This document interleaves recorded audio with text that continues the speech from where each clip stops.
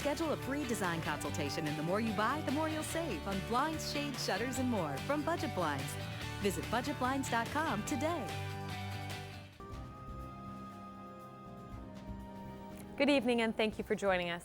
The Lloydminster Region Health Foundation has announced a significant donation to the Lloydminster Hospital. Board Chair Daryl Howell announced a $100,000 donation from Barb and Richard Klinger dedicated to starting a fundraising campaign for the redevelopment and the improvement of the Lloydminster Hospital. We think it's good for the community. It's something that everybody can use. It doesn't matter who you are, you're going to need the hospital. And by doing this, they can maybe attract more doctors and keep doctors. Last July, health ministers from Alberta and Saskatchewan were made aware of recommendations for healthcare in the city, one of which was the construction of a new wing to improve the old facility, which is in need of repair and revitalization. Development in Lloyd over the past few years, we've outgrown this hospital.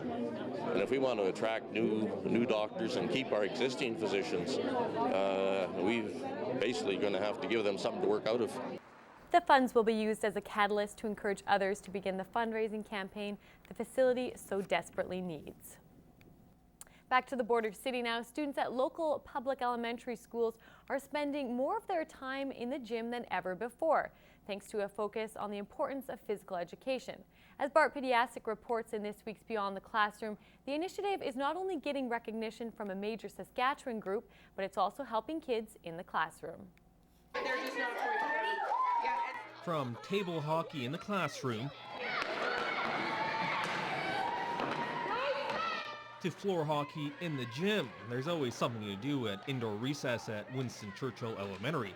It's all part of the school's focus on physical activity. We have to have so much activity going on within the school day, and so we try to encompass that, and not just within phys ed classes, but when it comes to recess and lunch hour, before school and after school, we have lots of different programs going on. The initiative has been years in the making, and a big reason why this is just one of the elementary schools in the city to receive the Quality Physical Education Award from the Saskatchewan Physical Education Association.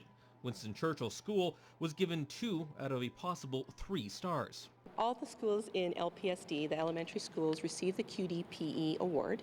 As an athletics council, they went together to create the document to double check the hours to make sure that we were getting the amount of hours required, and in some cases getting more than the required amount. But it's not just all fun and games. A staff here say the amount that students are active outside of the classroom pays off while they are in it. It gets the brain motivated. It gets the oxygen going through the brain. When the kids are just sitting in class, sometimes they kind of get that, they get that zone, and they zone right out, and they're not listening in class anymore. So you got to get them up moving. It's important to just so that you guys stay fit and we stay healthy, and it's just fun. Bart Pediasic, Newcap News. Well, Monday is Family Day, and it's sure to be a time for many families to catch up and make some memories. But one Lloydminster father sparked community interest when he took his daughter out for a day on the town on just a regular Saturday. Warren Higgins wanted to make some memories with his 2-year-old daughter, Pearl, but needed some help thinking of activities, so he turned to a local Facebook page. What's happening in Lloydminster group is it's pretty active, and there's a lot of people on there who might be able to suggest something that I never would have thought of. Higgins' post generated a huge response, getting more than 150 likes, but Higgins says he's not sure why it was so popular. It's kind of remarkable that a father should just want to, make every day in his kid's life a memorable one, The busy day started with a pancake breakfast at home. Then they went and made stops at the library, the Root, and the Cultural Center before taking a nap break. The second half of the day kicked off with some gymnastics, a noodle dinner, swimming at the Leisure Center, and finally came to a close with frozen yogurt and a Mother Goose bedtime story. There's a whole wide world out there, but she doesn't know if you don't take her out and show it to her. Wherever you go, there's something there that you can't find anywhere else on earth. The adventure cost less than $30, and Higgins says that he and his wife try to make every day exciting for their daughter.